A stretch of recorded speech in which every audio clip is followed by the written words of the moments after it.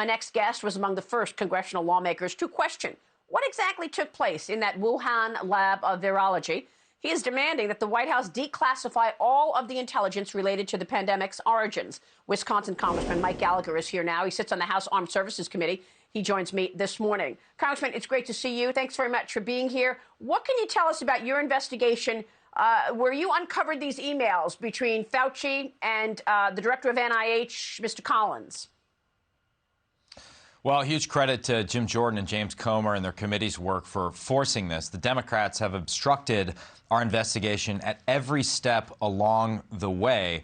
What we now know is that on January 27th, Dr. Fauci was affirmatively told that his organization, NIAID, was funneling money to the Wuhan Institute of Virology through the EcoHealth Alliance. This then started a critical 5-day period where a group of scientists went to Fauci and to Dr. Collins and told them that the virus looked like it was genetically modified and that some of them were 60-40, 70-30 in favor of the lab leak hypothesis as opposed to the natural origin hypothesis. Fauci then convenes a call with Collins and all these scientists, and then 48 hours later, all of these scientists, which had just flagged concerns about this virus not being of natural origin, then went and completely changed their tune. And they spent the next few months throwing cold water on the lab leak hypothesis. So, Maria, the multi-trillion-dollar question is, what changed in 48 hours? The genetic sequence of the virus didn't change.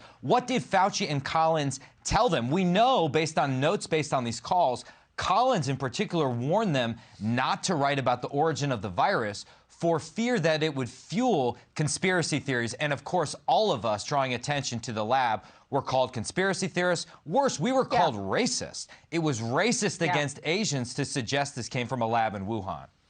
Yeah, this program as well. We had Tom Cotton on the show in March of 2020. He said there's absolutely no way this was natural. It came from the lab. But you identified scientists who actually accepted money from China. So were they covering up after that phone call and Fauci and Collins saying, you know, what are we going to do to stomp out this idea that it came from the lab? Who are the scientists that went along with it, changed their tunes while accepting grant money?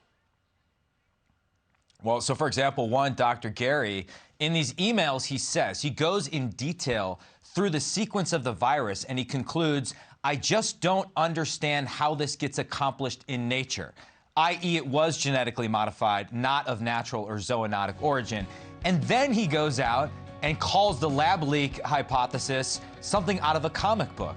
And later, he gets an $8.9 million grant from Fauci's organization. Could be a coincidence, but I don't think so. Hold that thought. Back in 2 minutes with Mike Gallagher. Welcome back. We're back with Congressman Mike Gallagher on the House Armed Services Committee. That was an incredible story that you just told us, Congressman, about Dr. Gary changing his story entirely and then getting a grant of almost $9 million from China.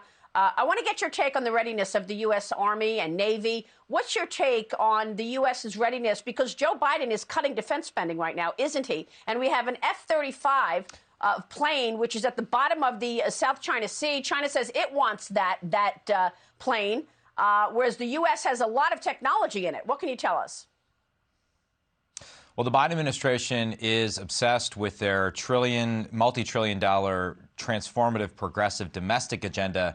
The last budget they submitted for defense was a real-term cut, and next year's budget is going to be worse. They want to cut hard power while investing in progressive projects at home.